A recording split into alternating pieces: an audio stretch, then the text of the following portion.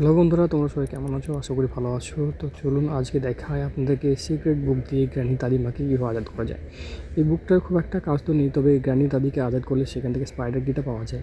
তো চলুন এদিকে যাওয়া যাক, দেখি গ্র্যানি আশেপাশে তো নেই, যদি থাকে তাও বুড়িটা আবার মেরে ফেলে। চারিদিকে জাল বিছিয়ে রেখেছে, যে কোনো পায়ের শব্দ শুনলে কিন্তু চলে আসে। দেখলেন চলে এসছে ও। ওর কাছ থেকে একটু বাঁচা যাক, পেছন দিকে যাই। হাত থেকে যে কোনো জিনিস পড়ে যায় তখন ফ্লোরে পড়লে সেটা আওয়াজ করে, এবং সেই আওয়াজ শুনে কিন্তু সতর্ক হয়ে যায় এবং আমাদেরকে মারতে আসে। তো চলুন এই দিক দিয়ে যাওয়া যাক, দেখি আশেপাশে মনে হয় নেই গ্রানি।